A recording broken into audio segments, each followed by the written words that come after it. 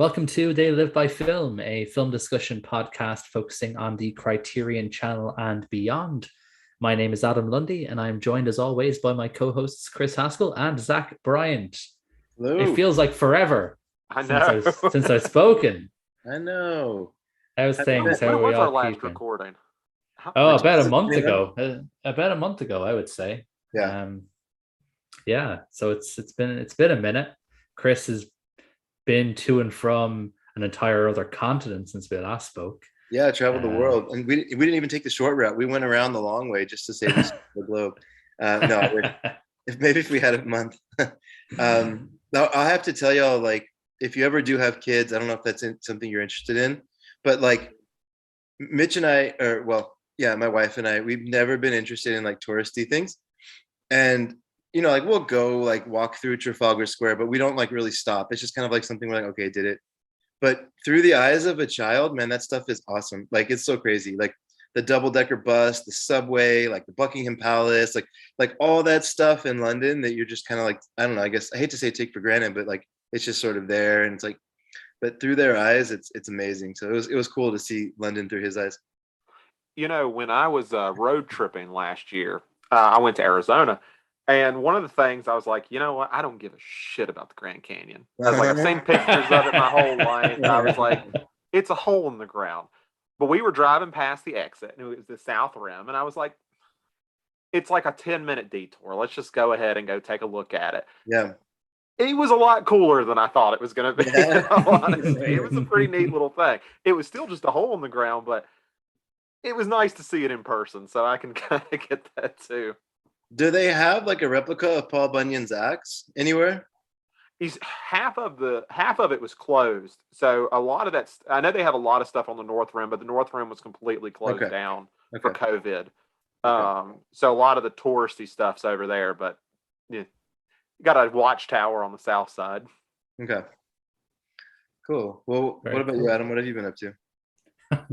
Working.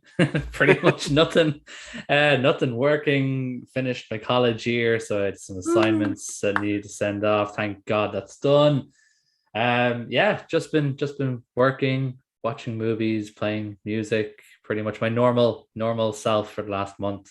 Cool. But at least it's summertime now, so getting a few more things, get some gigs going to and playing some and things like that. So yeah, looking forward to having a bit more freedom for the next couple of months.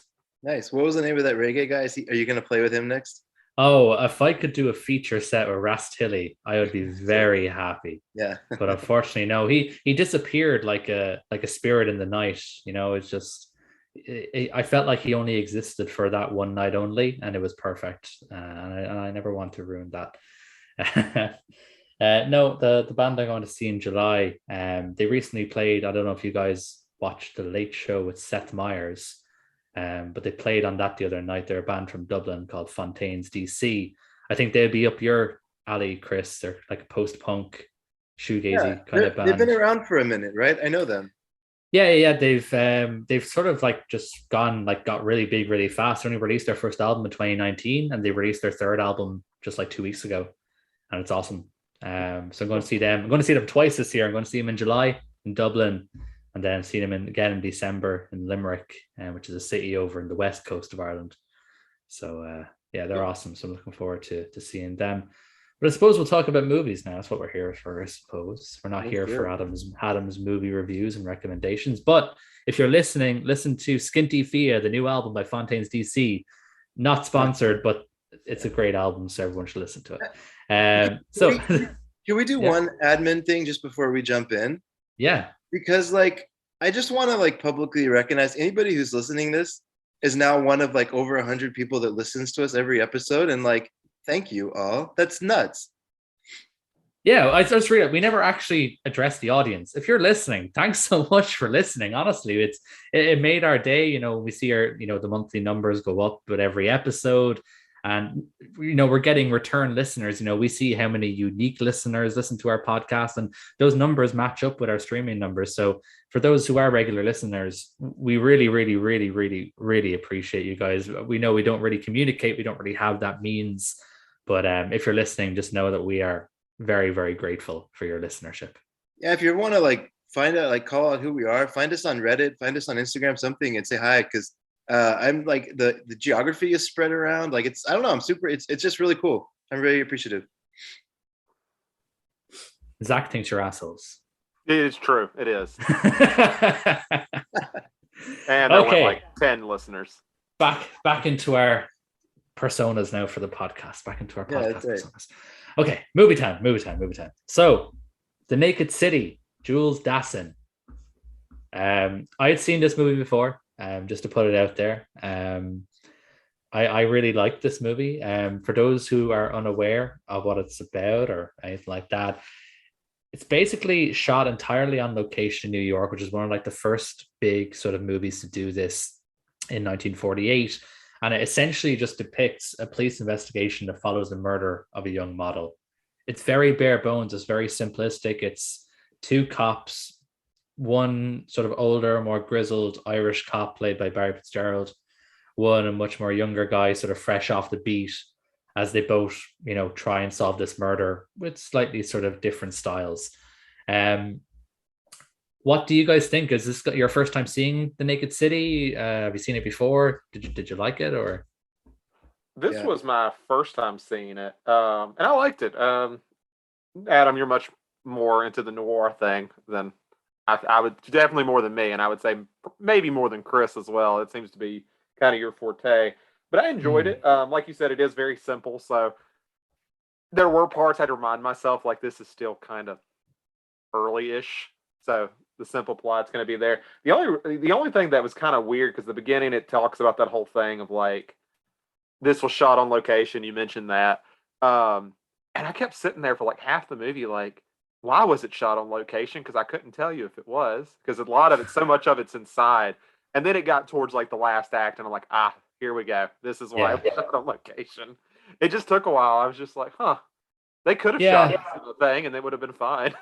They really wanted to go for the authenticity, I think, of moving away from sound stages, getting actually into the streets and into the buildings. And I'm pretty sure I'm literally quoting Mark Killinger at this point, but into the streets, into the buildings, just to give that authenticity, because I feel like the film really goes for that kind of newsreel style, that really hyper realistic style that, film noirs before and after this, they were always very much, this is simply a work of fiction. It's a narrative film. It's designed that way. It's set up that way. Whereas The Naked City doesn't feel that way a lot of the time. It does almost feel like you're watching a documentary or like a police procedural, or literally a camera following around some police officers sometimes.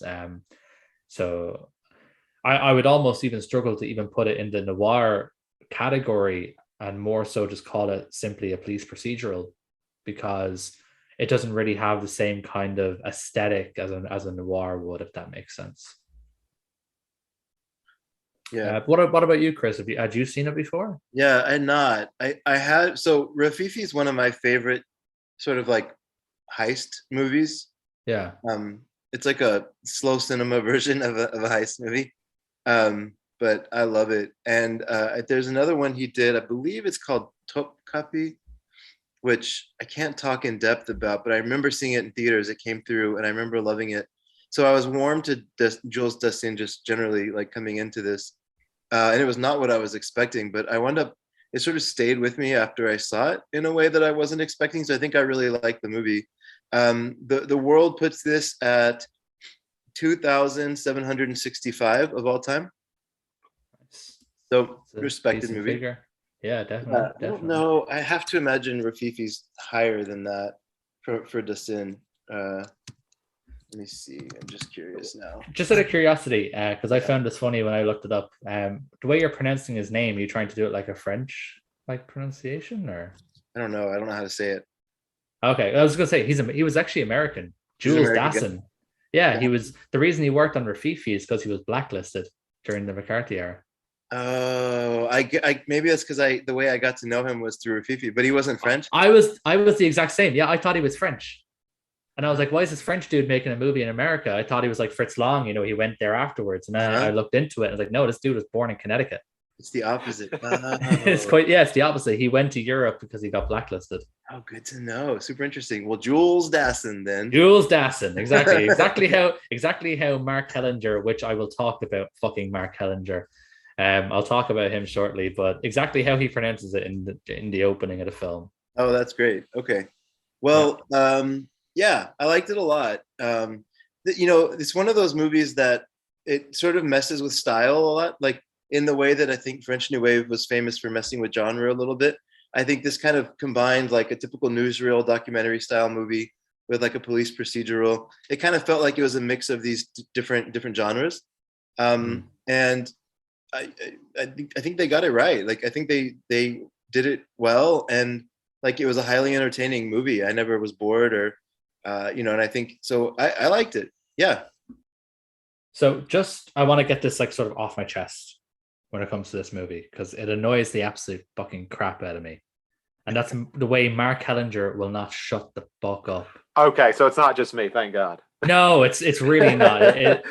So for those not in the know, Mark Hellinger was the producer of this film. And for whatever ungodly reason, he decided that he was going to narrate this movie from the perspective of a producer. So he's not even like an in-universe narrator. He's like literally talking to you as the guy who put this film together and said, oh, well, now he's doing this. And he's like telling you shit that you can see. It's like, here it is, a grimy old building on a grimy old street. And it's like, I can see that it's grimy. I don't need you to tell me this. I think the part that so annoying. Me, I think the part that got to me the worst was when, I won't say which character, but one character is trying to get on a bus and it closes. And he's narrating this. He's telling you what's happening. He's like, oh, got to go try the subway. And I'm like, yeah, okay. Not today, buddy. He says something along those lines. It's just really... It's just so annoying. It's so corny. It really, I don't know how people felt about it at the time, but it's just so corny listening to it. I'd love a version of this film that just like edited all that out because it's so unnecessary as well. Yeah, because it's a simple story. It's super simple. Yeah. Yeah. Do either of y'all used to watch a lot of the old Goofy cartoons? Oh, probably, but yeah, maybe at some point, sure. Yeah, they used to do that a lot in like the old Goofy cartoons and maybe some of the other Disney stuff. But like they would have a narrator, sort of like, oh well, looks like that's going to be a tough one for him, or that kind of stuff. That's like, exactly the style of this. Yeah. It's so stupid. It reminded me of that. I almost wonder if the producer's like, will kids like this murder mystery of a model? Was she murdered brutally enough? It's now obviously away from the narration. The acting I thought was great the whole way through.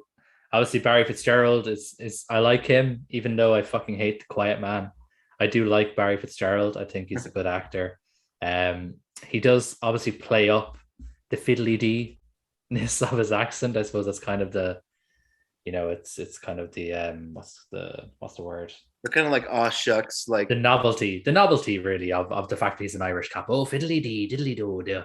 Oh, I'm an Irish cop. Oh, I raised a family of 20 babies. Oh, that kind of way. It's interesting because New York has so much Irish immigration in it, but he sticks out somehow, and he should kind of blend in there. Yeah, it's funny, but I do like him. He's endearing, and I do like his style as a detective. That kind of he's very cool. I do. He's the most uncool guy, if that makes sense. Nobody's calling Barry Fitzgerald cool, but he is cool in this in a way, if you know what I mean. He reminds me of Philip Baker Hall. That's the only person. That's a really good comparison. I think a guy who's not really cool, but he just is cool though. That's a good comparison. There's also the John Ford movie called Judge Priest or Judge. Hold on. That's a super racist one, right? It was John Ford. Yes. Oh, wait, it's John Ford. Yeah, that's all. That doesn't narrow it down, I guess. That's all you need to know. But the guy who plays in that is the American Southern equivalent of this. Is it called Judge Priest? Yeah. Oh, Will Rogers. There we go. Will Rogers. He has a real Will Rogers vibe as well. Yeah, that name sounds familiar. I mean, it's race. He's in a lot of racist stuff. But he's a one good actor. one actor I do really like is Howard Duff in this film as Frank Mhm. Niles. He's such an interesting character. You know, he's just yeah, like he's so obviously lying when he's lying, but there is always something like there is always something different. Like you, I can't really describe it, but it's like he's so good at lying that you think he's finished lying, if that makes Yeah, sense. He exactly. lies and you're like, well, this dude's obviously lying. But he hasn't actually like given the whole game away, if that makes sense. Right. It reminds me of when I'm watching it, there's a movie called The Guard. It's an Irish movie with Brendan Gleeson and crap, what's his name? Don Cheadle. Brendan Gleeson, Don Cheadle, and Brendan Gleeson's an Irish cop in Ireland, and Don Cheadle's an FBI investigator, and they're trying to get crack down on drug smuggling from America into Galway on the west coast of Ireland. And at one point, like Brendan Gleeson's character is kind of typical Brendan Gleeson, kind of like, a bit bumbling, a little bit backward, very funny. And at one point, Don Cheadle's character says to him, I can't tell if you're really motherfucking dumb or really motherfucking smart. And that's the way I kind of feel about Howard Duff's character. By Right. the way, The Guard is a great movie. If you ever get a chance to watch it, it's really good. It's by the brother of the guy who made In Bruges. So Okay. there's two director brothers, Yeah. McDonough. I can't remember whether it was Martin or Michael McDonough. Whichever Martin one made In McDonagh is the Bruges. one who made in Bruges. Well, then it's Michael then, or John Okay. Michael. It's his brother anyway. He made that film. It's excellent. It's an excellent, really, really funny movie. Would highly recommend. But that's how I feel about Howard Duff's character, Frank Niles, in this. I can't tell if he's really stupid or if he is actually smart and he's just playing stupid really well, if that makes sense.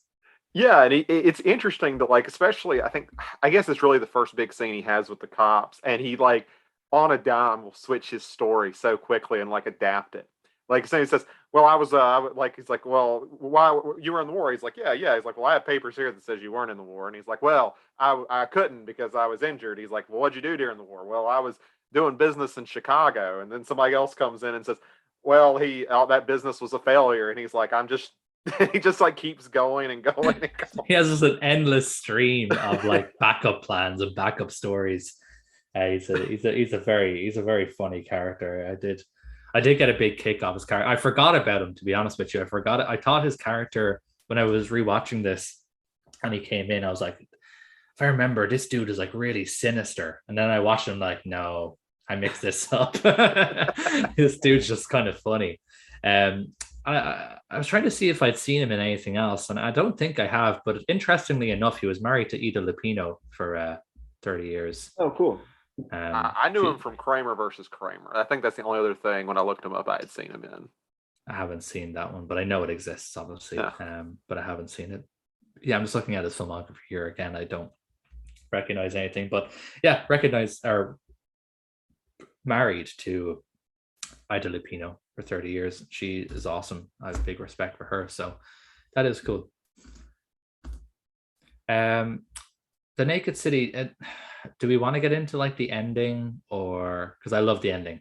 It's tough because I feel like most of the like everything I like everything in it, but it gets interesting once the third act hits. Like I feel like that's the most interesting part of the movie. It's where it gets Hitchcocky.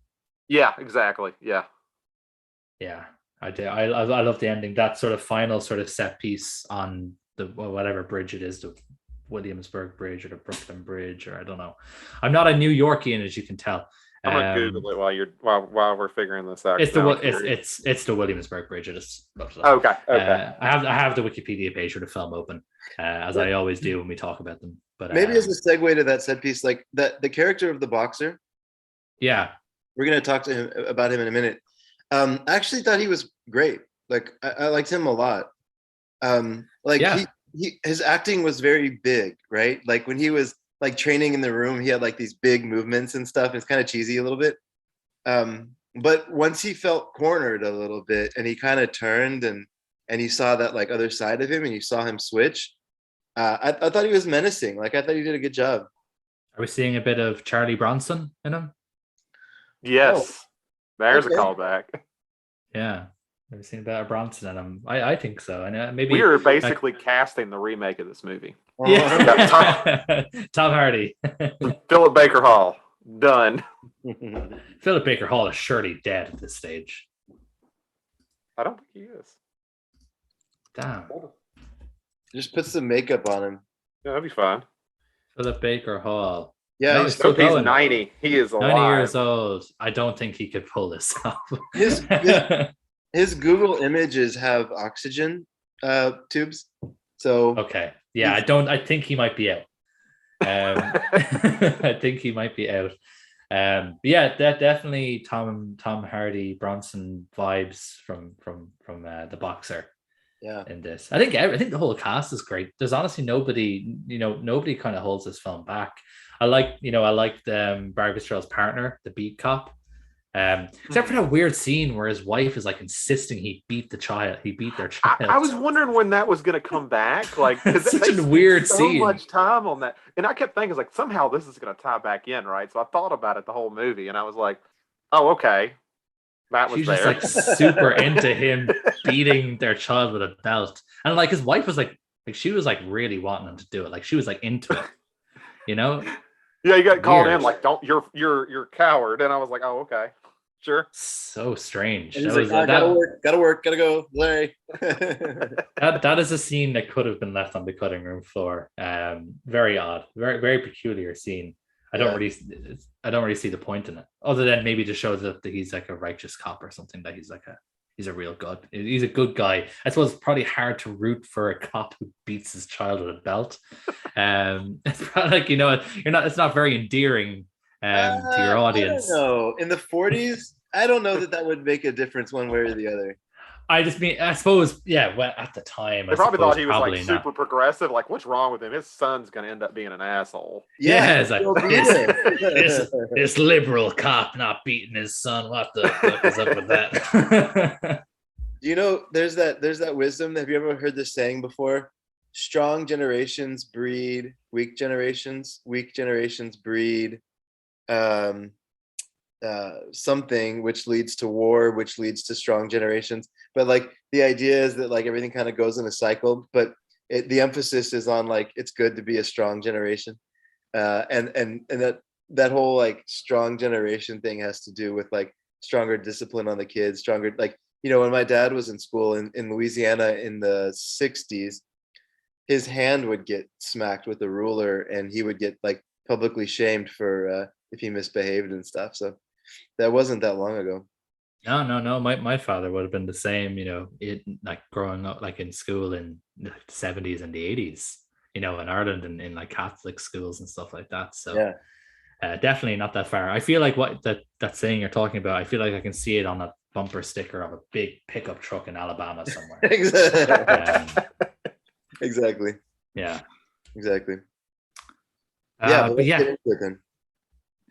Yeah, so again, I'm kind of drawn to the ending of this film because I think we should timestamp it. Yeah, well, I suppose we don't have to go into nitty gritty on who's on the parties that are involved. We can just talk about the murderer gets chased eventually by the cops. And this is where the as Zach was sort of alluding to earlier, the on location shooting really kicks into gear. You really get that sense of like sweatiness of the city. There's a lot of people around, close quarters, a lot of hustle and bustle. Almost kind of like new wavy again, like what you were sort of alluding to earlier, Chris, as well, like Godard shooting on the streets of Paris. Yeah. But it does crescendo into this very Hitchcockian ending, which I only say really because there's height involved, and we all know that Hitchcock loves a very high altitude set piece. That was his specialty. As the murderer is being tracked down by the cops, and he climbs up the Williamsburg Bridge, and it's just this incredibly well put together scene. It's well shot. It's really well edited, and it's very tense. It's probably because of the realism aspect, unlike a Hitchcock film, which would have all been shot on a set, and a lot of the time you can just kind of tell they're not really high up. You Hmm. know, if Right. we're at ground level, the camera's maybe pointing up, and there's like a projector screen backlighting a sky. You can't really feel tense in those moments because it's so obvious that they're not really high up. But this is different. This is a shot really on the bridge. This dude is actually, up here, getting shot at by the police. So it just kind of adds that realism, and that's what I think adds the tension to it and makes it a really, really great scene. I Well, think what's interesting is like that's something that's kind of still carried on with like New York shooting, right? Like Martin Scorsese was big on that in the 70s. You have people Yeah. like low budget guys like we'll talk about Ferreira here soon, and we're going to talk about Bill and Bill Lustig.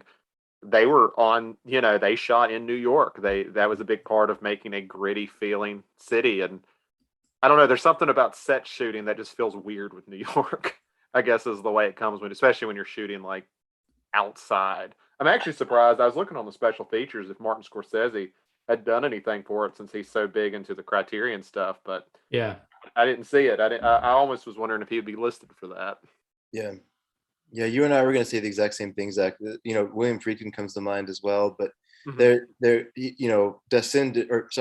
Dassin did this Jackson. movie, 30 years before, but it felt like it had some influence on them, maybe because, New York became that whole Fun City generation of New York folks became that.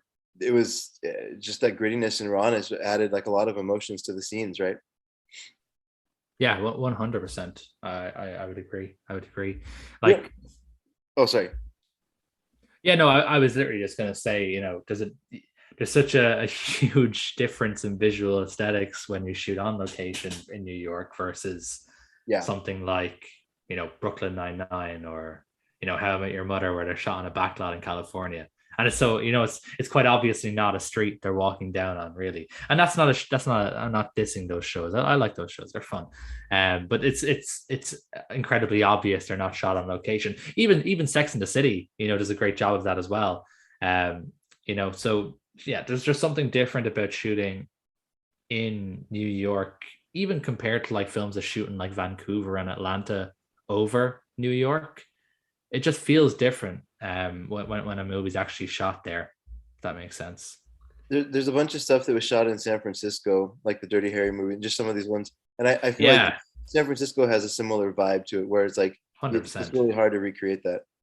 Yeah, like Dirty Harry and Vertigo, they Yeah. have the vibe, with the sloping, the sloping streets and stuff like Yeah. that. You can't recreate that anywhere. As much as you'd like to, with all the money in the world, you can't recreate just the feel of the city, if Yeah. that makes sense. There is one thing I want to say though, because I like the ending. Can we talk about just one thing that's not necessarily a spoiler, but it's like a critical moment in the chase? Mm-hmm. So whoever the bad guy is and is getting chased by the cops, and he shoots this dog, which is the way that they are like attention is drawn to him, right? And it's not like don't worry, it's not like I'm not complaining because they like the dog looks tortured or anything like that. Like I think it even happens off screen. But my point is that's one part in the movie where I was like, it's so contrived as to like why they would find him. Like I don't think he would really do that as a character. I think he would, though. He's shown as being this really what's the Like word? impulsive or something. Impulsive. Yeah, exactly. I feel like he would. That's Yeah, just me. That's just my feel for the character. We don't see a lot of him, to that's be true. fair. We don't see a lot of the character. We just kind of hear about him through other people, through stories as the cops are sort of gathering intel on him. Um, I feel like he would. Maybe Okay. you feel like he wouldn't. I think I suppose that's part of. I get what you mean though. It's convenient. Yeah, exactly. Um, So convenient. I would say convenient more than contrived. I get where you're coming from, but I still feel like I feel like that is something that his character would do. I think I was just more distracted by the fact because I don't know. I didn't actually expect him to shoot the dog, even though we don't see it. We do see the body of the dog Yeah. like a few seconds later, and I was like, really didn't expect that. So I don't even know if I even thought about it beyond that. And Yeah, listeners, if it doesn't annoy you already that the dude shot a dog, well, it wasn't just a normal dog. It was a guide dog for a blind man. exactly. So It's so dark. Like, there why? you go.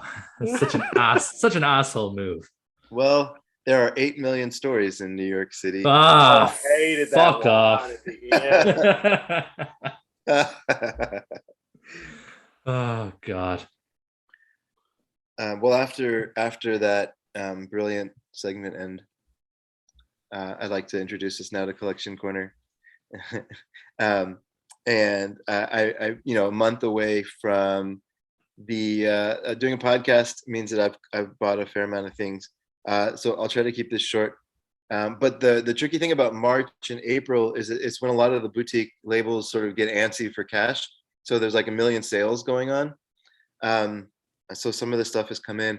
But just briefly, I want to mention, Adam, you told me about a store in London called FOP, which has an unfortunate name, but the store itself is amazing. Yeah, it's Um, great. Great like store.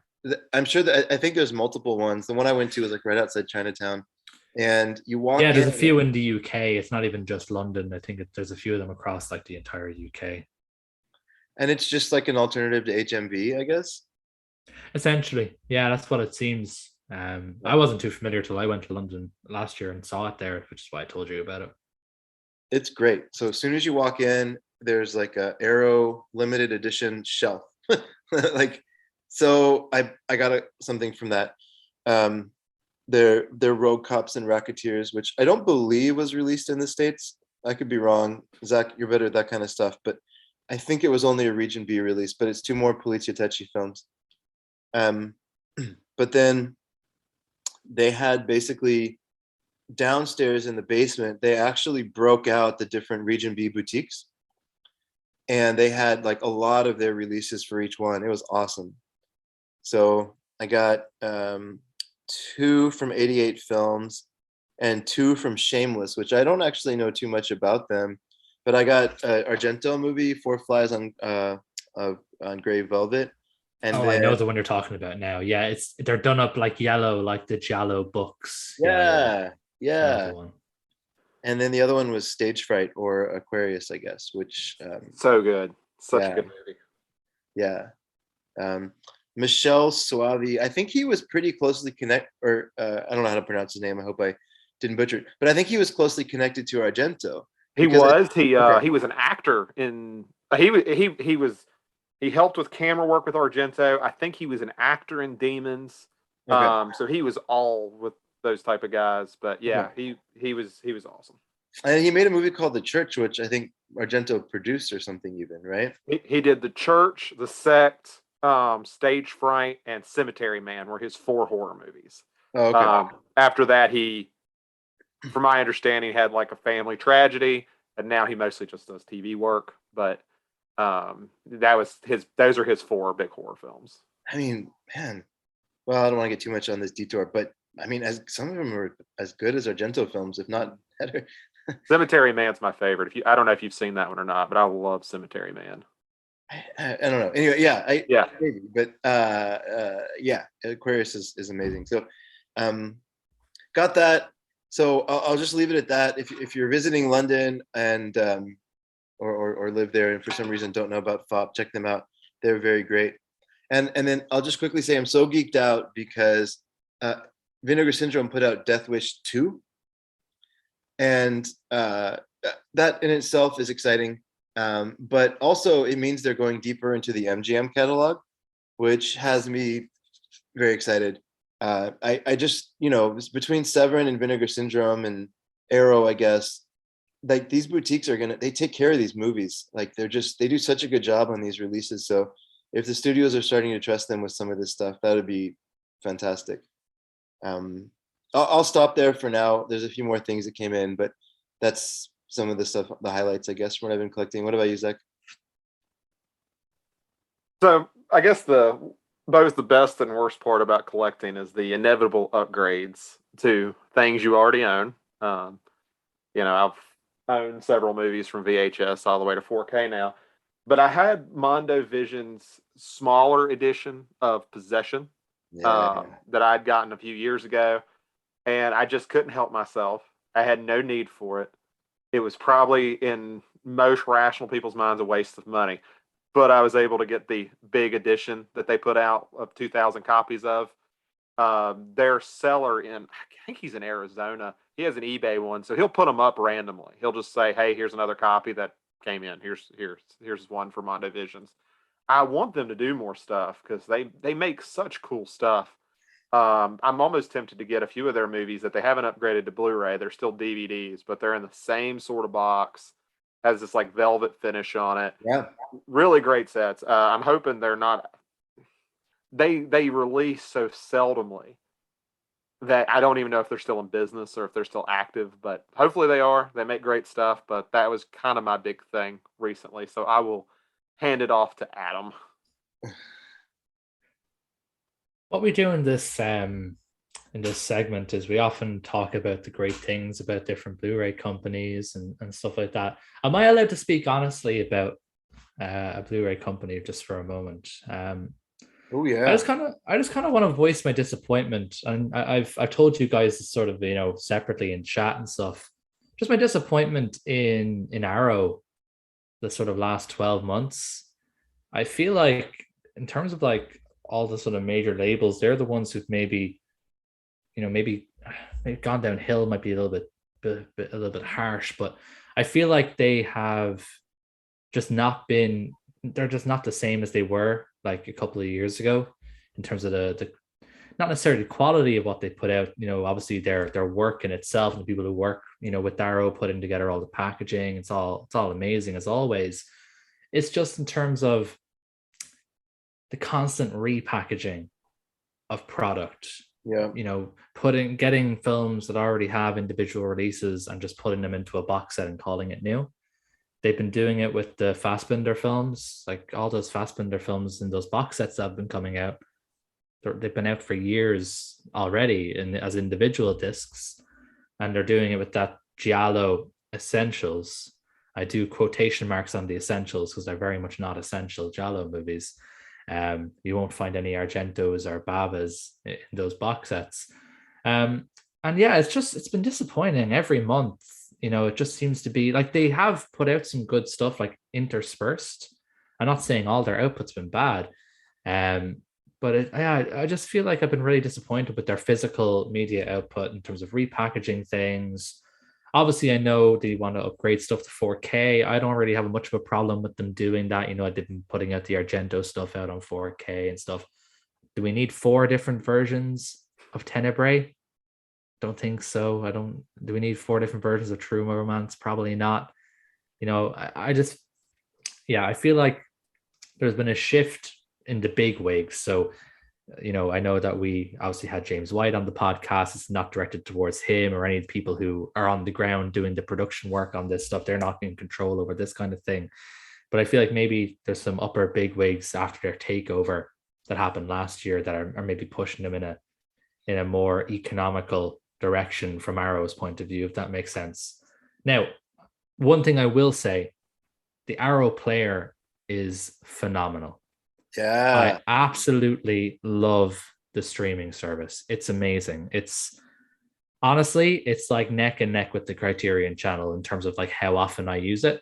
I even find myself using the Arrow player more, probably because it's just easier for me to access because I can get it in Ireland without using VPNs. I can get the app on my iPad, but I can't do that with the Criterion channel. The Arrow player is amazing. The fact that they have stuff on the Arrow player now before they've even physically released it, like the second Chabrol set they're putting out, those films are already on there now. That's that cool. Film, that cover ripped off World on Wire. I can't remember the name of it, but we all know it's that film that ripped off the world. Yeah, that one. That's already on there. These films that haven't even been physically released yet, they're already on the channel, which is amazing. A lot of the time with these sort of players and channels, with the Criterion channels as well, you have to wait a couple of months before they'll put the new physical releases on there, and that's only if they can get the rights to it. Whereas with Arrow, they just seem to be like just on there as soon as they go out, just straight on there, which is great. So Arrow, if you're listening, keep up the great work with the player. It's amazing, but just know myself and a lot of other people online are maybe a little bit worried about the direction the physical output's going. I'm kind of curious because, as you mentioned, a big thing is the repackaging. Like, I haven't upgraded RoboCop because it's the same packaging I already have. So I'm like, somebody will throw a 4K disc on eBay eventually, and I'll just buy that and throw it in there. But the one, I almost wonder if Criterion will end up in the same boat a year or two down the line, because they're kind of hitting, now that they've hit 4K, they're kind of starting to hit it hard, which I'm for. I've wanted that for years. But I'm curious if they'll follow the same sort of thing, because they've re-put out a couple, right? So they put out Mulholland Drive, Yeah, Red Shoes. Red Shoes. And just to be clear, I have no problem putting out upgrades. Yeah. That's no problem. But putting a group of Blu-rays that have been individually released into a Blu-ray box set, that's what I have a problem with. Yeah. And I suppose Criterion technically did this with the Bergman set, but the Bergman set's fucking awesome, so I'm not going to talk shit about it. No bias. Yeah, I have no problem with the upgrades. Upgrading to 4K, if you're re-releasing something that was on Blu-ray and now there's a 4K available, that's cool. That's perfect. Companies have been doing that, for years, because obviously everything was on DVD first, and then they started putting out Blu-rays to upgrade them. That's not a problem. What I have a problem is getting 5 individual Blu-rays, taking them together, putting them in a flimsy box, and charging an extra $10 on top because they're in a box. That's what I have a problem with. It was funny you mentioned the Jolly one, because I almost wonder if they wanted to name it something like Forgotten Jolly, and then realized Vinegar Syndrome already did that. Yeah. That's kind of what they are. They're honestly, like, my assumption was they were just the ones that weren't really selling, so they had to put them in a set and call it Giallo Essentials to entice people that maybe they should buy these films. Because they were always the films that I avoided during the sale. I used to be a big Arrow sale buyer, and I haven't bought anything directly from Arrow in about a year. So I'll just speak to this is not as a defense for them, but I've been thinking about this because obviously I've heard some of the similar complaints coming through, and I mean, you see that anyways when the release comes, you're like, really? But Arrow's kind of actually always done this. So because of this obsessive part of my brain, when I started collecting Arrow, I started finding the American releases right before I went region free, but it was AV01, right? And then AV02. And by the way, they've publicly stated they don't have a spine system. So this is only my obsessive brain, right? But if you go through like AV1 through 100, it's pretty much it's pretty much 100 different movies. But between 100 and 200, they start getting into steelbooks and re-releasing some of the early movies that were limited editions the first time. And then between 200 and 300, there's maybe 40 to 50 new releases. And now they're into the 300s and possibly, no, I think they're 400s now. So this trend has been coming for a while. I think they were maybe more savvy about it before. Like a steelbook is different, like it makes sense to release a limited edition and then like a retail version, or like a box set and then release that's like limited and then release the individuals like solo afterwards or something like that. But yeah, the fact that they're like the Essentials box is not really like an exclusive kind of like designer thing. It's just like they got like a pretty image and stuck these discs in it and kind of like released it quickly. Yeah. Maybe it feels like it's not a reason for it or something. It feels a little bit strange. But they've kind of always done this, I guess, is my point. They're just not being as savvy about it now, I guess. I would like to reiterate, everyone here loves Arrow to death. They're great. But yeah, there's definitely been, I guess it's what it was in the Hut. They were bought out by them, right? Hut Group. Yeah, there's going to be changes once that happens, obviously. That's when I noticed the real sort of change was, sometime this time last year, maybe a little bit longer ago. This is like, I hope, I mean, I don't want to like drag anybody's name in the mud. I think this is common knowledge. This is all like the Bill Lustig school of DVD production, right? Like everybody from Anchor Bay in the DVD world, Blue Underground, Synapse, this is what they do, right? This is like the thing. You like re-release a movie as many times as you can when you have the rights to it. So even in the world of DVD collecting, I maybe it hasn't been as common in Blu-rays, But this reminds me a lot of the DVD days when you'd walk in and there'd be like 9 versions of Evil Dead, and you're kind of like, okay, which one do I want? Because 4 of them are limited. Yeah, and I guess that is a good point, because I guess as the more physical media becomes more niche, the less you're like, okay, I don't need 2 or 3 versions of this movie. Just release one really good one, and we'll call it a day. Make it simpler. Who was it? Was it Phil recently from Fractured Visions that set, or maybe Indicator? No, it was, of course, it was Anthony from Indicator. He said, you know, they want to be the definitive edition, right? They understand the collector's mindset. Like they want to tap into that and be like the definitive edition, which is different from the DVD days, right? Where it was just like one of 10 releases. Everybody had to buy everybody was a DVD collector. You didn't know anyone who wasn't, because that's the only way you could watch anything. Right. Yeah. So I don't know.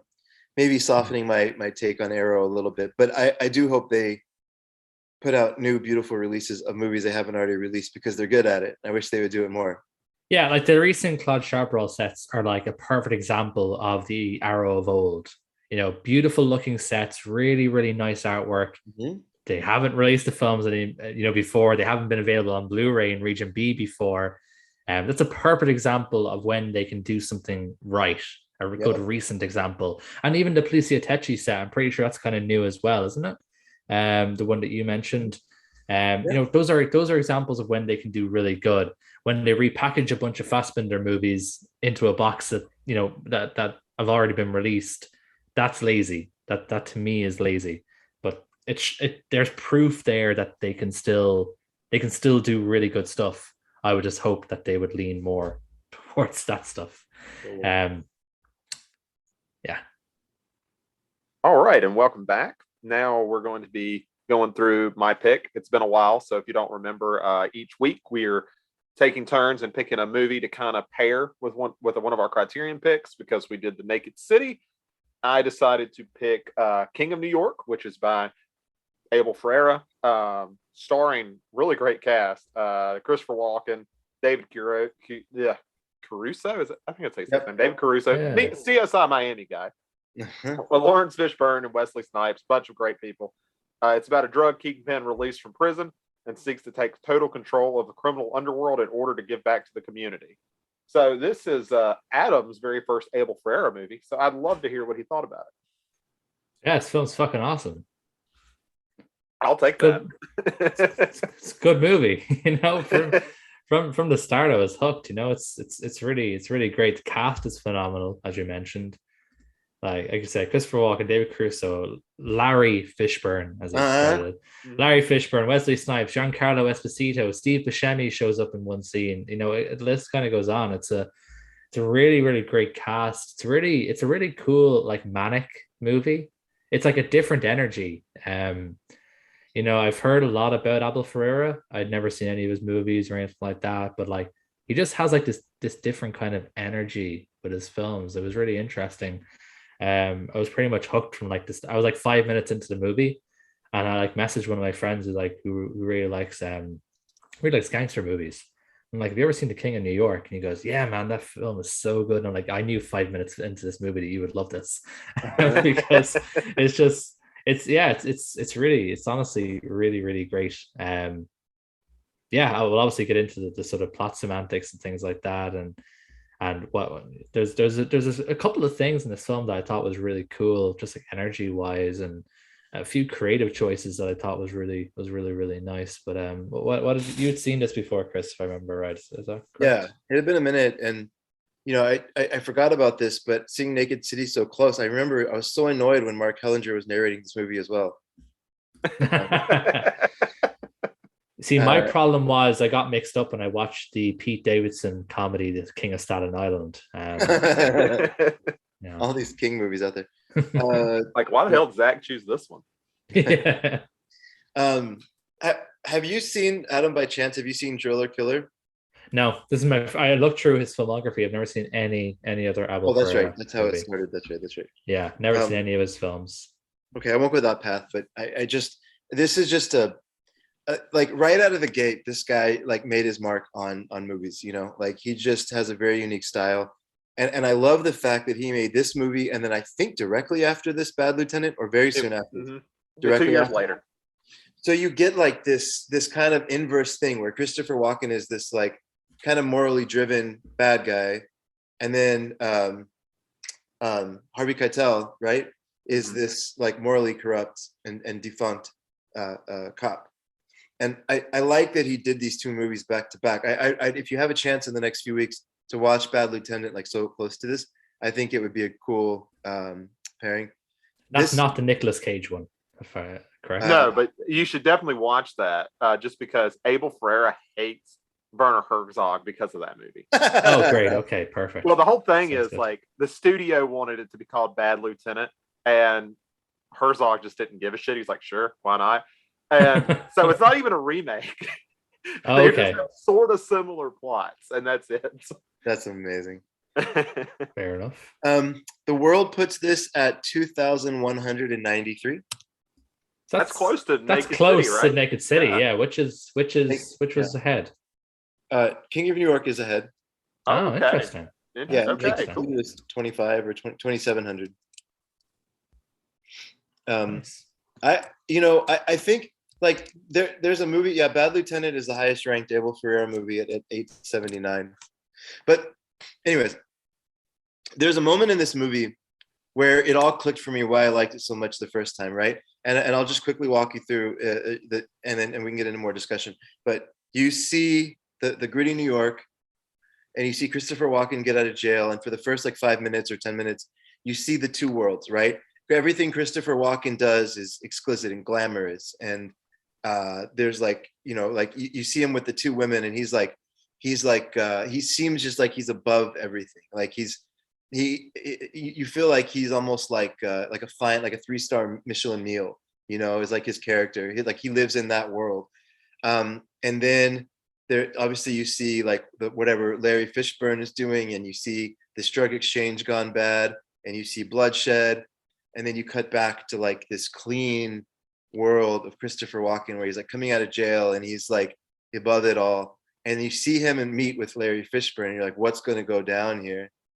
And the exchange is heated at first, and then Christopher Walken busts out a dance move, and I'm like, that's exactly what, like, okay, I'm in. Like, it just grabs you immediately. And I think that sort of the way that Ferrara set that up and pulled off that scene to like immediately draw you into this world and keep you there, I think is something that he does so well.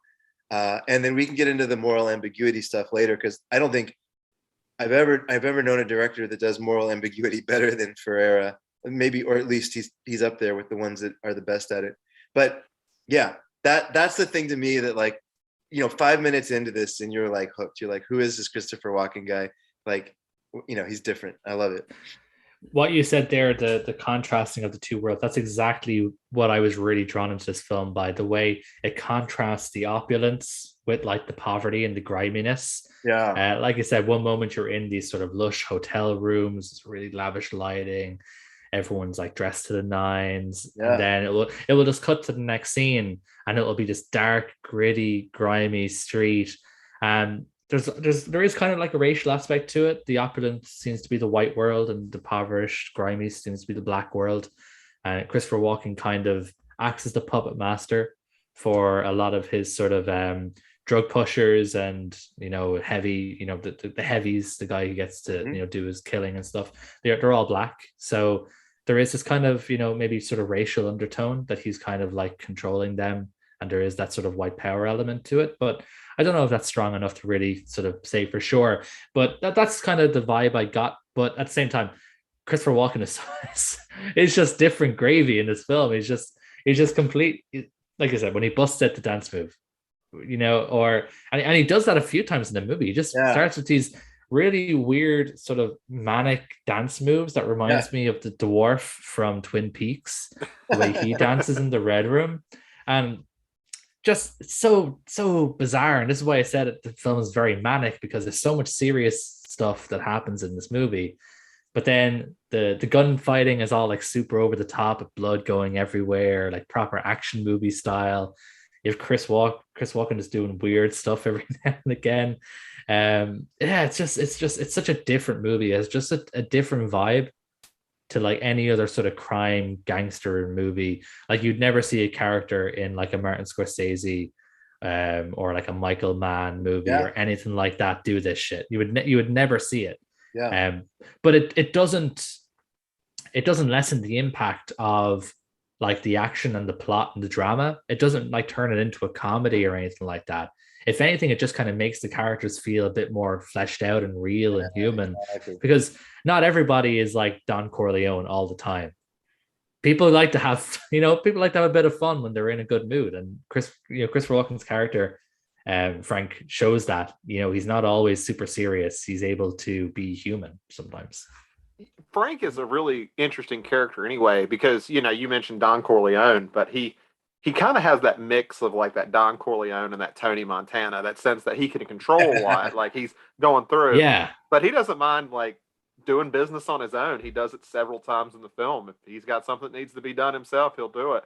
And it makes him weirdly relatable. Like it almost gives him this everyman sort of feel, even though he's got like all this going. One of the scenes I love the most, and I think it really summed up his character a lot, was when he's in the subway and those guys come in. One of them's Harold Perrineau, I want to say. Dude from Lost, isn't it? Yeah, the guy from Lost. I was like, that's Michael from Lost. What the fuck?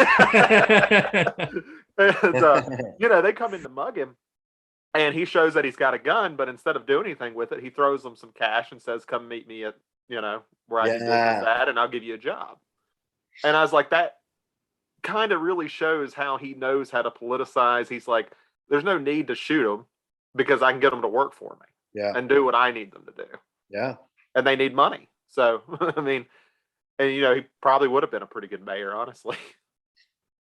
Okay. I was going to wait to ask this question until later, but now that you went down there, here's like the central thing for me that I love about this movie. And I think might be some good discussion. I don't know, maybe not, but who's the best person to lead a city like New York, right? Because I think one of the things that I think this movie does very well is the cops are not crooked, at least as far as we know. They're not, I mean, the ones that they show are not like in drug deals and like corrupt. They're not on the take. Yeah. On the take, right? So he doesn't go down that tempting path to show them as like easy targets for the bad guys, or to give them like the bad guys a moral reason to like include them in the killing or whatever, right?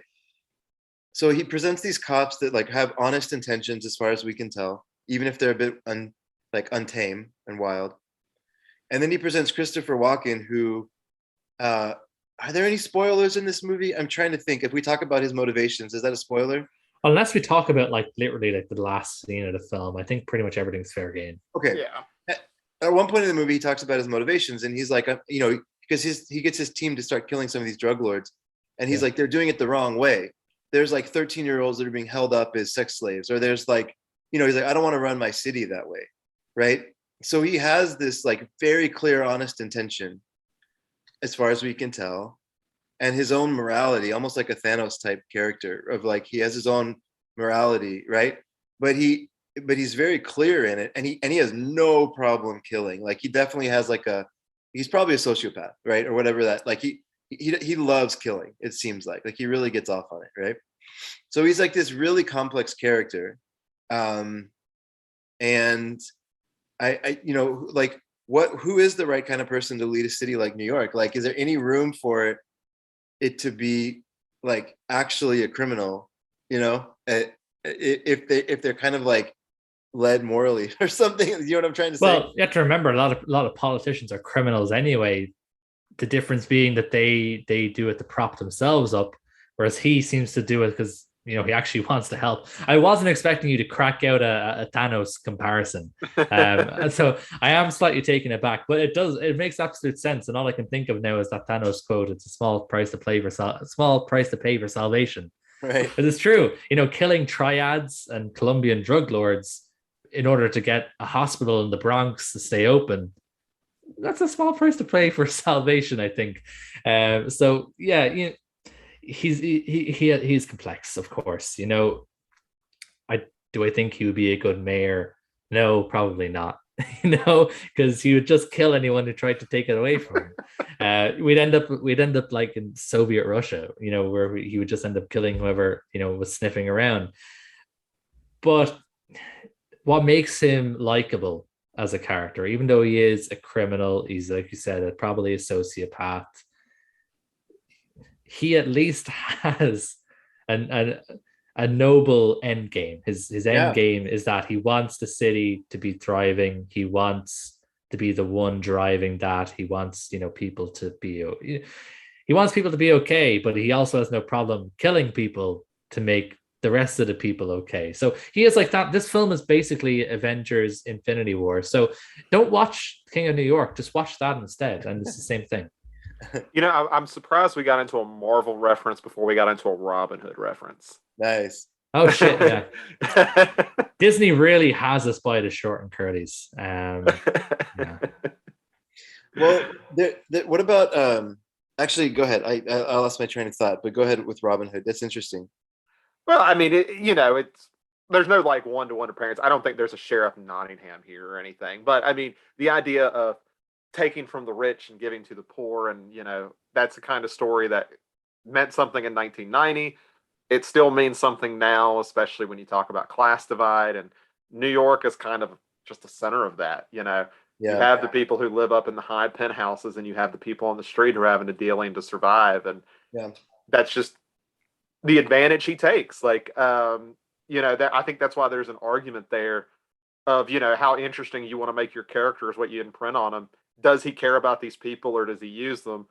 I don't know if you guys played Red Dead Redemption, but it kind of reminds me of the negative version of that is like Dutch, who uses the Native Americans to help him with a lot of his criminal stuff because he knows they're underappreciated by the government. He knows they're being attacked.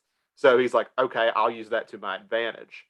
These people are in need of help. I will give it to them for my own gain at the end, sort of idea.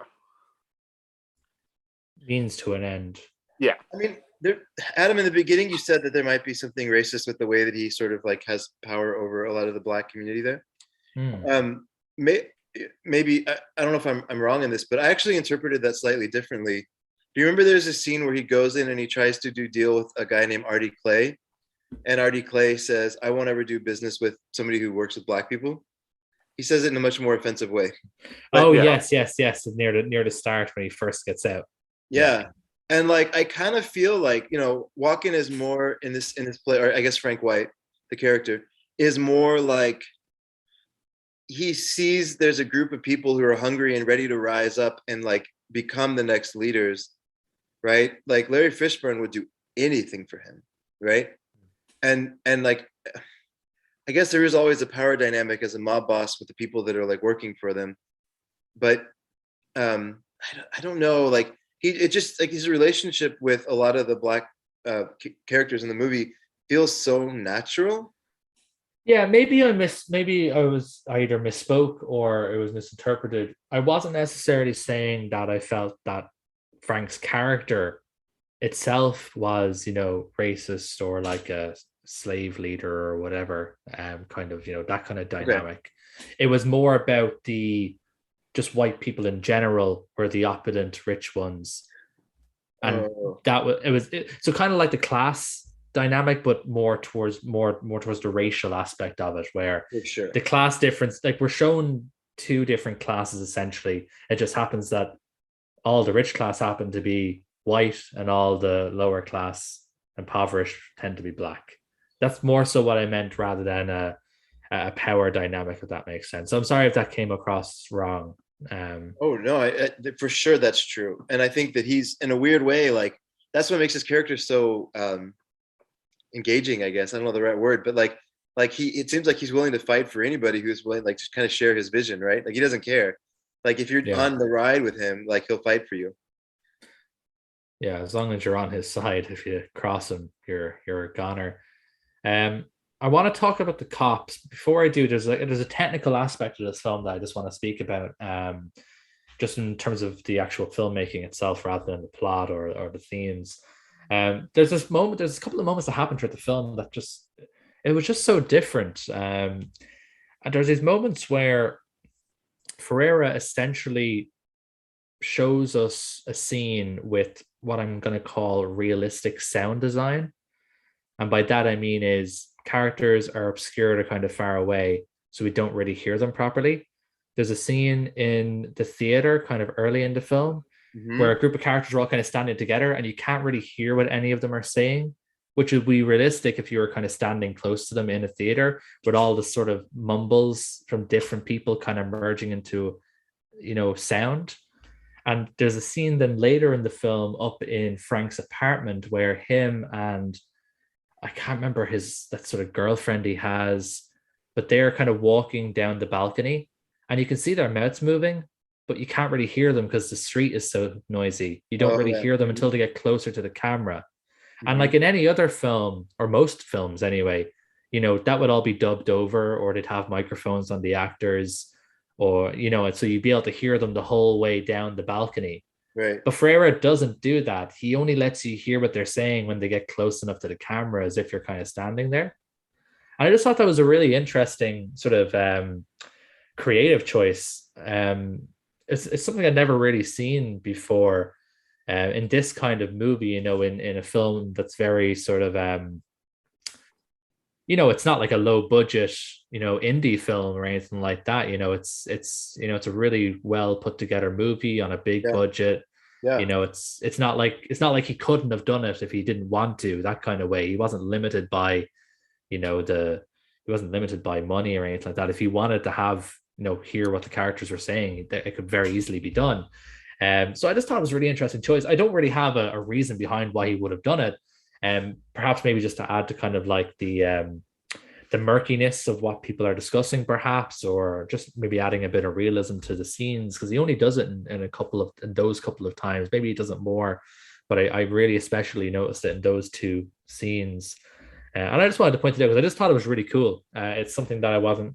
It kind of took me aback when it first happened. I'm like, it made me really notice it from a technical point of view. I think with Ferreira, where he's got such an extensive history with low budget exploitation, even when he got bigger budgets, he seemed to bring Yeah. that sensibility to him. I mean, when we get to the violence, which I'm sure we'll talk about here, that's very much what you would expect to see out of 70s exploitation, to the sense that, all Mm. right, we have $1 million, about 800,000 of that's going to the effects by the end of the movie. So let's make this as cheap as possible, and Uh-huh. we'll make it all worth it at the end. Mhm. And I think that's just a sensibility he has, and I also think it's him feeling like that outsider, like, this is how it's done in Hollywood, and I don't care, sort of idea. Yeah, But I that would be my guess of why he does it. It's just what he's used to, but it's a good point, and that makes sense. it gives some Yeah. texture to him.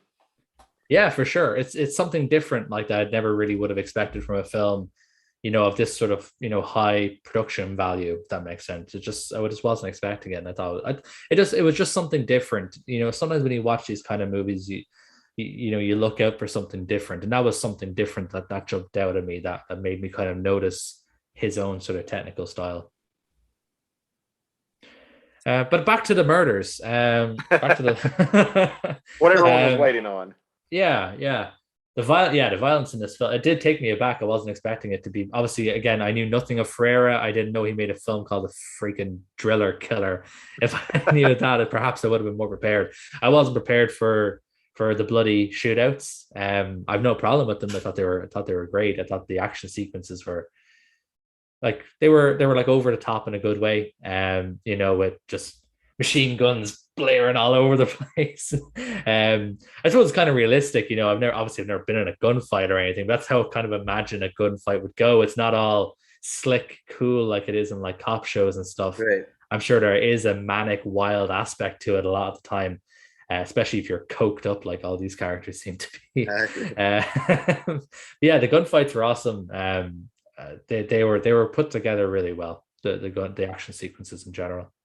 One of little tidbit that I always thought was pretty interesting is when he showed this to produce. This movie was slammed by critics and audiences when it released, did terrible in the box office.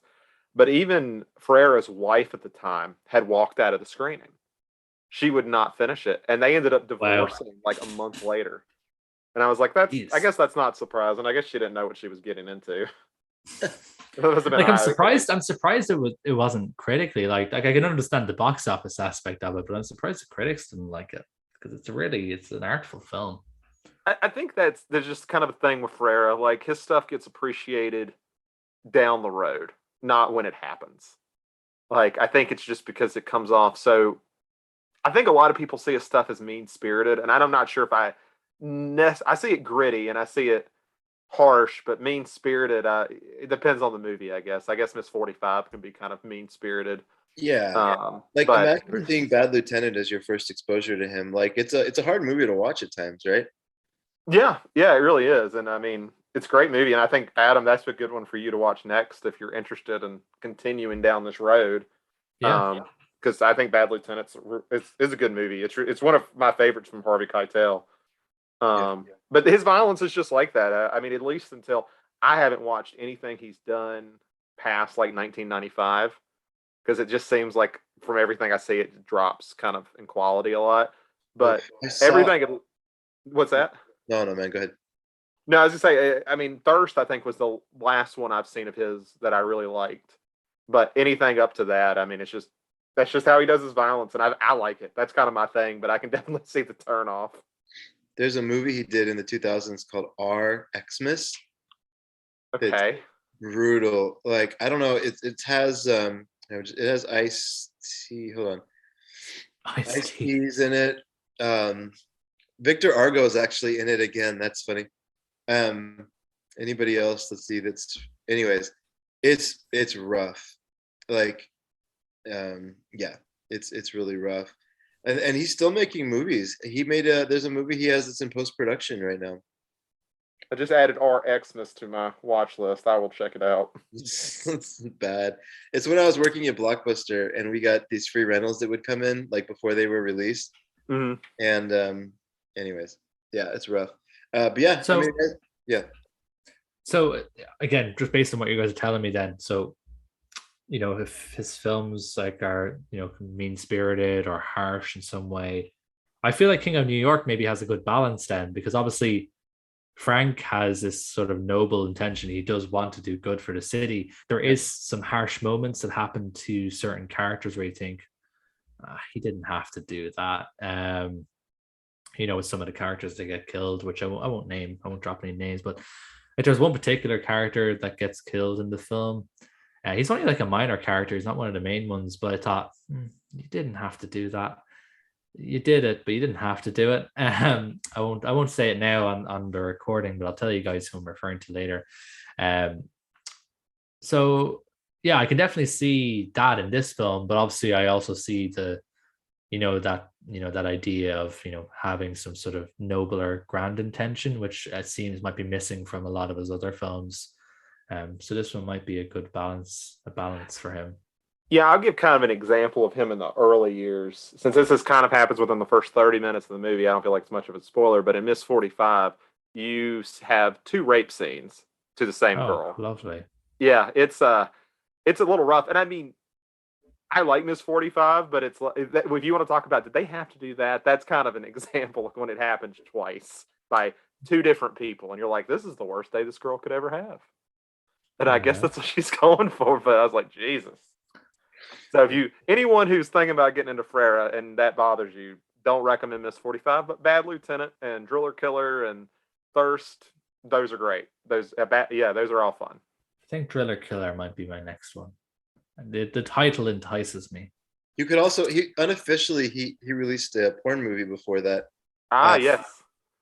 Nine Lives of a Wet Kitty, I think it's called. Jesus, yeah, I'm just looking at his filmography. What the fuck? True introduction to Abel Ferrara. Good Lord. Oh my God! One of the guy who wrote King of New York is in that as an actor.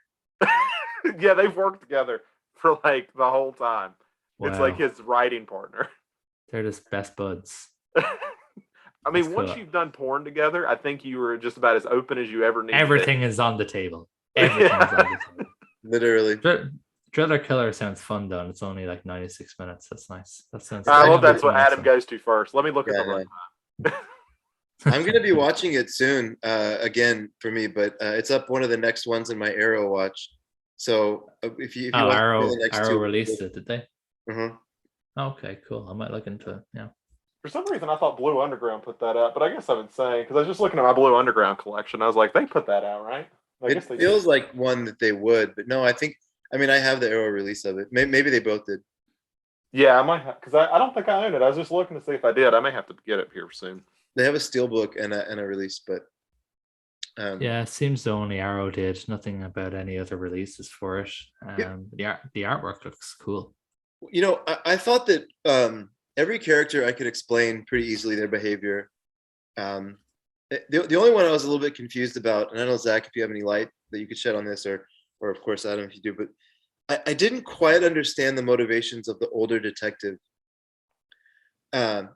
He was shown as this like contemplative character throughout the whole movie, right? Like he had these young buck detectives that were like outraged at what was going on, and they wanted to get Frank White, and he was quiet. And I never knew throughout the whole movie, I just couldn't tell like what they were doing with him. Obviously, he's important to the ending, but like even in that, like I never could quite I don't know if it wasn't fleshed out or if I missed something, but his was the only character where I was like, I just could never get a sense of him. To me, he felt like, you know, the guy at the end of Chinatown who says, "Forget it, Jake, it's Chinatown." Yeah. I feel like he's that kind of guy where he knows how things work and it's never going to change. He just forget it, you know. And I will second Adam because I was pretty much going to say he's the status quo guy. Like, yeah, this is the way things are. This is the way they will always be, and there's no use changing it. It is what it is. It is what it is. That was my vibe from him anyway. Just he's like 6 months away from retirement, and he's just trying to ride it out. Don't want to get involved. He just knows it, not even that. I don't even think it's that. I think he's the grizzled cop. He's been through it all. He knows nothing's ever going to change. Even if you take down Frank White, somebody's going to take his place. You know, it's a never-ending cycle. So he does what he can. If he has evidence, he'll arrest the guy. He's not going to go out of his way to cause trouble because he knows it's not worth it in the end. He'll do his job, but he like works within the boundaries of his job. Sorry, Zach, I got you. No, I was what I was going to note is when I was in college and we were going over like different police procedures and stuff, one of the things that was a big part, and I'll keep this short, was the idea that you always know there are, like, just for example, you know, there's drug dealers who are on this part of town. You don't send cop cars over there to go arrest them in that part of town because, well, what are they going to do? They're just going to move somewhere else. They're going to move to nicer neighborhoods. So the idea is, hey, you're making too much noise. You're going to mess things up. We know where these people are. You're sitting here trying to change something that is under control, at least in his mind. Like, we have control of the situation. You don't need to be doing all this. Yeah. Damn, that's so interesting. There's that one quote in the movie where he says, Frank White is talking to one of the cops, and he says, there's 100 billion people, $100 billion a year are spent on people getting high. I'm not your problem. And I was like, man, that's really good, like bad guy logic. that's like really good villain logic. Yeah. Yeah. Frank White is Thanos. It's the only way to. It's just the only way to put it in a modern context. Now I want to go to a theater where they're showing King of New York and it has that like opening weekend of Infinity War, like theater vibe. Yeah. I want to see a subreddit now called Frank White Was Right, because there's already a Thanos Was Right subreddit. I want to see if Frank White was right. Okay, I promise this is going to be a quick detour. But this is the problem with dictators, right? Because Frank White is 100% a dictator, right? Yeah. Like, or he would be. If he was given that power, like he would become a dictator, right? 100%. He'd be Stalin-esque. Right? You kind of mentioned that earlier, and like that rung true. Like that's what got me thinking about this. So I don't know if y'all have been following what's going on with Sri Lanka that much right now, but there's been 3 weeks of protest because the president is a guy, his brother is the prime minister, their nephew or grandson is the minister of sports, and their other brother, and that person's brother is like the minister of finance, and there's another uncle or something who's like in that mix that has like a lot of power in the country, right?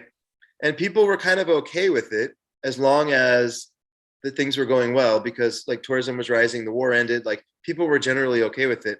but all of a sudden their economy collapsed because they made some bad investments, and like they literally don't have oil in the country right now. Like it's really hard to like lit gas fire or like drive a car. Like there's no oil and food is getting scarce, and like the currency's gone through. So all of a sudden now they're like, hey, maybe it's not a good idea to have 5 family members like running the country. So there's like 3 weeks of protest.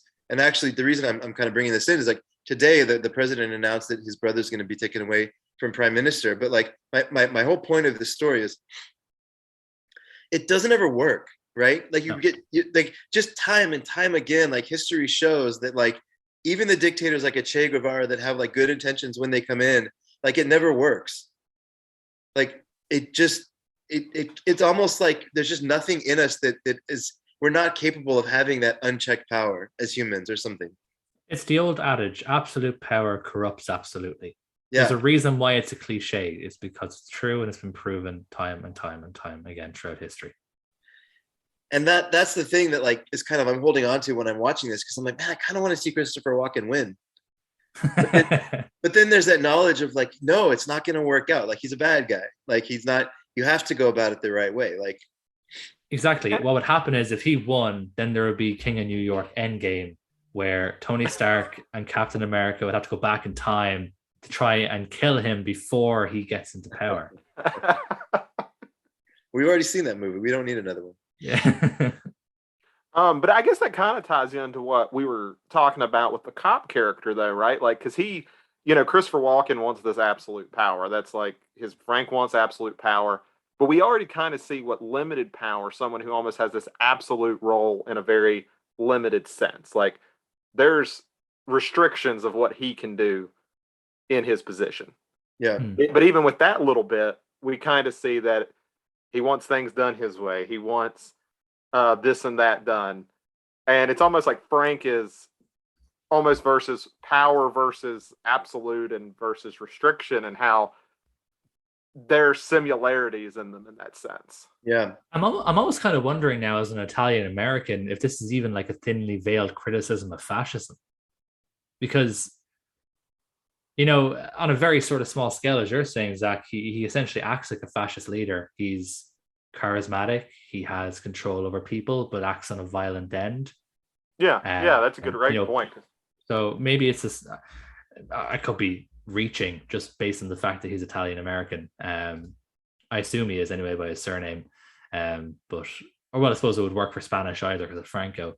But I'm wondering maybe it's sort of like a sort of microcosm of the dangers of something like, autocratic leadership, essentially. So whether it be fascism or Francoism or communism, whatever you want to put it, autocratic dictatorship, it was sort of like showing a microcosm version of that, and the fact that it never works, and there's always a loser at the end. Whether it was Franco, whether it was Mussolini or Stalin, it never worked out. That I really like that reading, honestly. I'd never thought about that, where he's an Italian American, and he's at that age group too. I mean, he was making films in the 1970s in his 20s, so I mean, he kind of understands a lot of that. That's actually a great point. I like that. He's half Italian, half Irish. So, but I'm guessing his father by the last name. So there's a good chance that his father came from that regime, right, to the U.S. Like there's a very high chance that they were a part of that. Mm-hmm. Possibly. I There think we that's go. a good We place to cracked end it. Yeah. I think that's it. a good place to end King of New York. Cool. That will do. So, like always, we're going to wrap up this episode with what we call Any Other Business. Just a quick discussion about stuff that we've seen recently that we want to give a shout out to. Doesn't have to be on the Criterion channel. Can just be something we watched and we think we want to give a shout out to. So I'm going to talk about a film that I've been waiting to see for quite a while, since it was like first announced that there was going to be a restoration done after the film was lost for the best part of 35 years. And that is the Iranian film by Mohammad Reza Aslani, Chess of the Wind or Chess Game of the Wind. It goes by two titles in English because I can't pronounce it in the native language, unfortunately. I've waited to see this film for so long. I had no idea it was even dropping on Mubi. One of my one of my things I do before I go to bed, I usually go to bed at about 12. And before I do, I always go onto the Mubi app and check what film has come out for that day. It's just like my daily routine. And that came up and I could barely sleep. I was so excited. I was like, Oh, yeah. I cannot wait to watch this movie tomorrow. As like the first thing I do when I finish work tomorrow, I'm sitting down and watching this movie.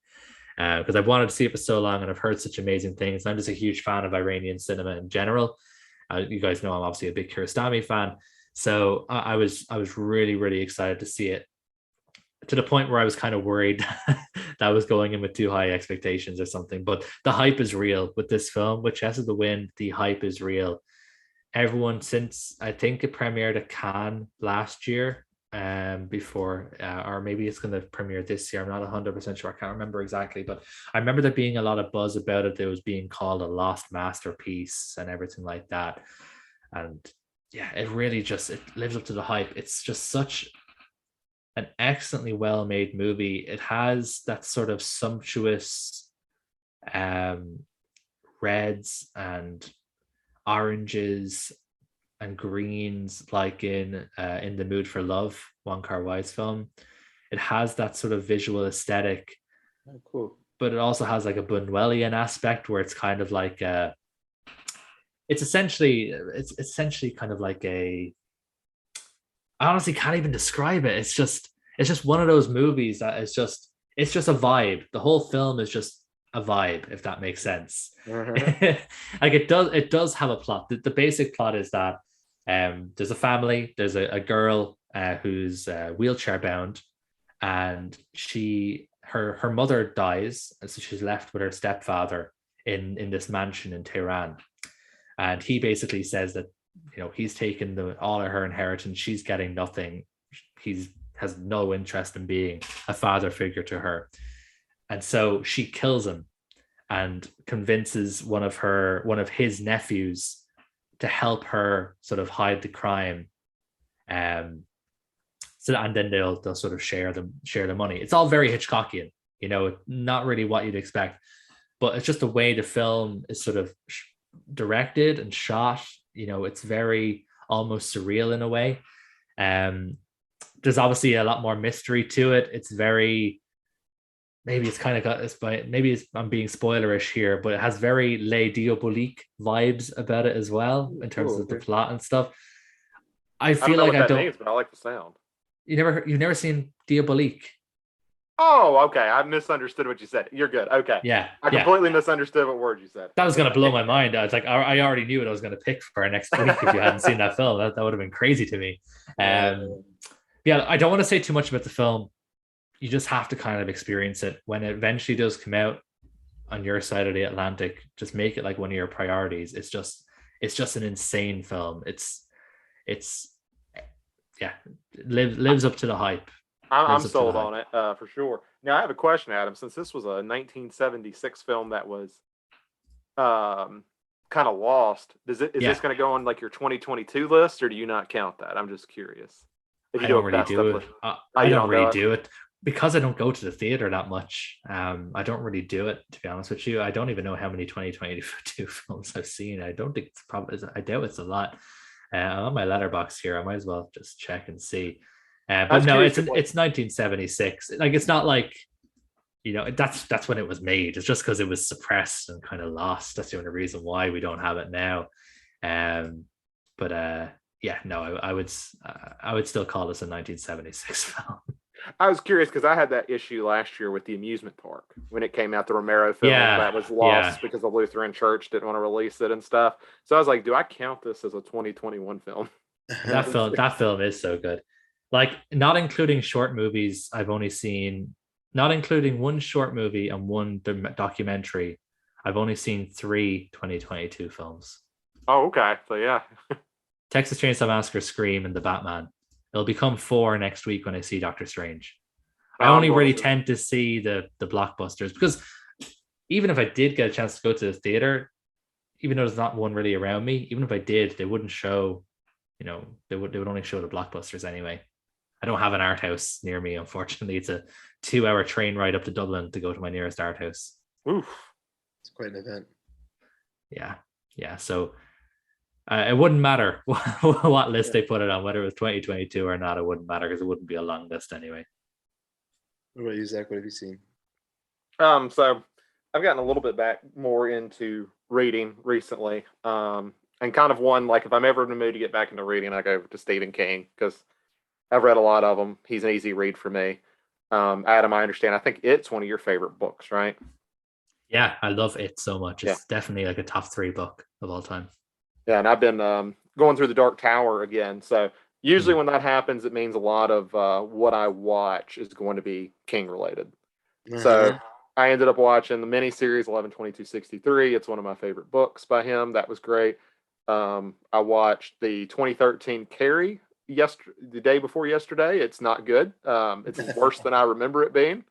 But the one I want to talk about is back in the day, Stephen King used to always do miniseries. That was a big event. Not I guess we say miniseries events or whatever you want to say. Stand, right? It was like a big one. The Stand was a big one. They did a Shining. Yeah. And the one he did specifically as a miniseries, it wasn't based on anything he had written before, was the 1999 The Storm of the Century. I had remembered at 5 years old watching that movie with my parents. We'd stay up for the 2 hours and watch it for 3 nights straight. And so it's on YouTube. The entire 4 hour and something film is on YouTube. So I decided to go through and rewatch it. And it is just so good. Like, it's a little wonky in some areas because like it has late 1990 TV movie CGI in some parts, and that doesn't look great. But I mean, the other effects, like they use miniatures, and just to kind of give it an overlap for anyone uninitiated with it, essentially it's about this Maine, of course it's in Maine, take a shot, island community that's off the mainland called Little Tall, which is also where Dolores Claiborne, because everything's fucking connected, takes place. And they're about to hit what they call the Storm of the Century, where it's a big blizzard coming in, big snow, and all the residents are preparing for it. Well, when this happens, there's a man whose name is Andre Lenoge who comes in and beats a woman to death with his cane. And he just repeatedly keeps telling them, give me what I want and I'll go away. And it goes through this mystery of trying to figure out what he wants. Is he even human? Because he seems to be able to do some really strange things. And, it's just really well done. Like, you go back and watch and you kind of worry. It's like, oh, this is a TV movie. But really well done. Like, credit where credit's due. It's really, like, the characters are great. Colm Ferrome, I think is how you say his name, plays Andre Lenoge. He's very creepy and very charismatic. Great villain.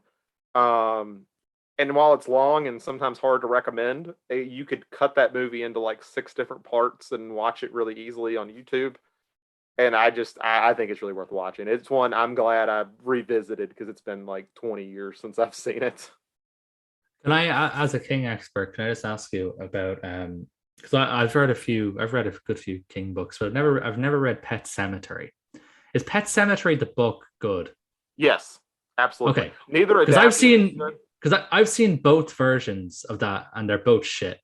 The thing I've read, I've never lost a child, so I can't talk about that part. But one thing I've heard repeatedly from people who've read it who've lost a kid is say it is the hardest book they've ever read. Just because he like nails it so well of what it's like. Okay. And it's devastating emotionally. I think it's one of his scariest books, which I still think his scariest book is Salem's Lot, which I love Salem's Lot. But yeah, if you don't base the book off the adaptions, because the book is excellent.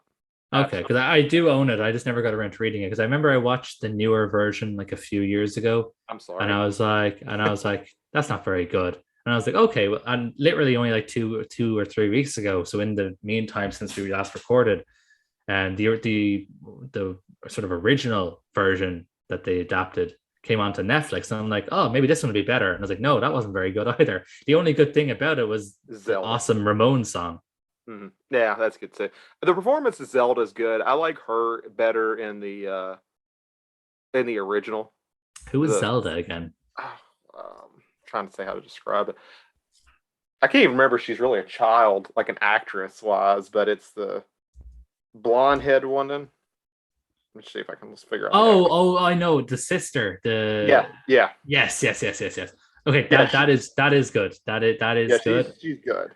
That part freaks Neve out so freaking much. She hates, but in both adaptations, she hates that part. It really messes with her. Yeah, that part is good. I'm sure it's probably really well done in the book as well. It is. So, Uh, but that is my recommendation. Maybe by the time we come back to record, I'll be off my king kick for a little bit and have something else. So, Chris, what do you got going on? I'll just jump in a little bit. I'm sneakily like a huge Stephen King fan. I probably don't have the volume of books that you've read from him, but I remember reading The Stand and being like, two emotions. One, I can't believe how long this is, and two, I can't believe how much I want to keep reading it. yeah. And The then Stand is great. Like, yeah, it's King. He's better. I hate to say this. When he was on Coke, he was a little bit better focused. So even though he meanders in The Stand, it's not as bad as he does now. But yeah, he would still go on forever. Even But then. I like when he writes long form stuff though, because I love the detail. That's yeah, one of my exactly. that's my favorite part of it is like It's the the town. old it's when he goes back and like tells the story of Derry and like Yeah. through the different times they've dealt with Pennywise. That's my favorite part of it. So I love what I actually like. I don't mind when I get a big chunky King book because I know there's going to be a ton of detail in there. Exactly. Yeah. He writes it well. And then so right after The Stand, by total coincidence, actually, I was talking to somebody and they're like, you have to go read what's the first book in the Dark Tower called? The The Gunslinger. Gunslinger. Thank you. Yeah, you should check out the Gunslinger, but like just make sure if you read it, make sure you don't stop there. Make sure you read the second book because like it really makes sense. Like it really makes the first book make sense.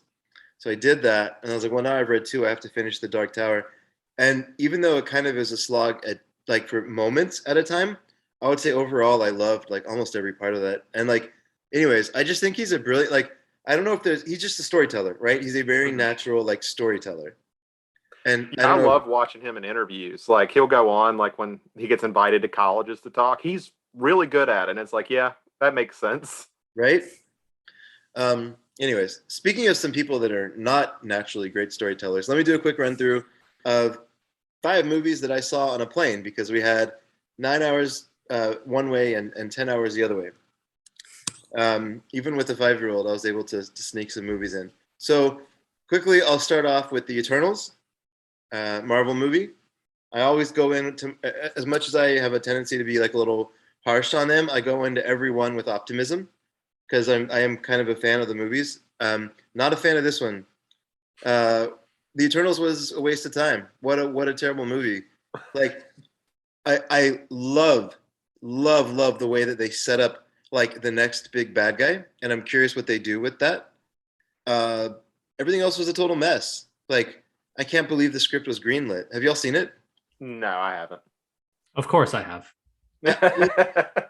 Adam, I'm not trying to be overly harsh. Like, I thought that like they tried to pack 7 origin stories into one movie and bring it around a compelling event and make you care for each character, and it made each individual character so reductive. And like I didn't care that there was like a deaf speedster, although what a cool idea. Like they could have done so much with like a deaf speedster. Or like there was that one black gay mechanic, like cool idea. But like the way that they introduced these things and layered them in, it all had to be like one-liners. And like by the end of it, like I just I don't know, like I totally It has Joss Whedon's Justice League vibes to it. I still kind of like it. I don't. I think people are. I think people are pretty harsh on it. I don't think it's like people talked about it like it was like the worst Marvel movie ever. I don't think. I think it's far from the worst. I mean, Thor 2 still exists. Exactly. You know, as long as there will never be a worse one than Thor 2. You know, and that's why I'm so happy that Thor 3 exists because Thor deserved better than Thor 2. Yeah, look, it's messy. They try and pack so much stuff into 3 hours. Like I said, it's a bunch of origins. It's kind of like what Justice League was. It was a bunch of origin stories crammed and then tried to actually get a compelling plot and everything like that. There's a lot in the movie that you have to try and unpack, and it doesn't always hit the right beats emotionally and stuff like that. I still like it. I'm not going to watch it again anytime soon, But I definitely don't hate it as much as a lot of other people do. That's Didn't And that's probably Chloe? and look, if I'm being honest, that's probably my Marvel bias, and that's fine. It is what it is. yeah. What's her name? Did it? Chloe. Chloe Zhao. Yeah. That's it. Yeah, Yeah. I thought. Yeah, that's Yeah, an she did interesting choice for a Nomadland. Marvel movie. Like really interesting. Well, that's what Marvel have been doing now for the last Yeah. 10, 15 years. They've been getting these indie directors because Well, they know they're happy to take the paycheck so that they can go and make the stuff they want to do. We had this conversation before, I'm sure, with actors. But yeah, they they're happy to take the paycheck. They're happy to work under Marvel's model while still having some creative freedom to kind of do their own thing. Like with Taika Waititi, his Marvel films are very, it's distinctive visually, as definitely has his vibe to it. But he has to follow the blueprint, the Kevin Feige blueprint. But they're allowed to sort of express themselves, and then they get a shit ton of money, and they can go make whatever they want. So everybody wins. I will say, as someone who's probably the least Marvel excited person, I am super stoked for the new Doctor Strange. Oh, I can't wait! I have my ticket already bought. Got Raimi. They got Raimi out of retirement. I'm going to go support it. Yeah, definitely. What else did you see, Chris? Tell us. Really What else? Yeah, we won't have the same depth discussion on each one. Just really quick. Coda was, I was a little disappointed in Coda. I will admit I cried like a baby for the last 15 minutes. It's a tearjerker, like it's an old school 90s, like just rip your heart out kind of tearjerker, but in the sense of like believing in the human spirit. Like it's one of those where they make you cry because like you want to believe in like the human spirit and the way this family comes together and supports each other. You've got a Marvel bias. I have a bias against movies that are direct remakes of a foreign movie and then win Best Picture. I'm like, come on, like where was the family? What's it called? The Famille Bélier or something like that. Like where was the mention? Why didn't they bring that director on stage or that writer on stage at the presentation and be like, thank you, because I mean this movie exists because you did your thing. Like, it's a pet peeve of mine. I'm never gonna. It's never. You were not a fan of The Departed winning. Oh, that's what started it for me. Yeah. That's exactly. No, I was like, where is the? It's a Korean movie, right? Yeah, Internal Affairs. I was like, Infernal Affairs. I think. Infernal right? Affairs. No. It doesn't matter. But yeah, like I was just like, where is the director for Infernal Affairs? Like, what's happening right here? But anyways, yeah, that's exactly. I don't even think it's Korean. Isn't it Hong Kong? Isn't it Andy Lau? You might be right. Big apologies if that's true. It's been a long time since I saw Infernal Affairs. It's been a long. I think I saw it when The Departed came. It was Andy Lau. Yeah, it was Andy Lau. Okay. He's the guy. Yeah, he shows up in some Wong Kar-wai movies. Great. Oh, okay. So yes, then, but like, anyways, just like I don't mind that they're remaking movies. Like, it's part of Hollywood, whatever. But like, make it really obvious that you're not this creative genius that like came up with this idea, and like just bring the right people up and be like, they did it, Like Reddit gets mad if you don't give a link to credit if you have some idea. It's like the same thing, right? Like just give credit where it's due. Okay. Last Night in Soho, I wanted to like it so bad.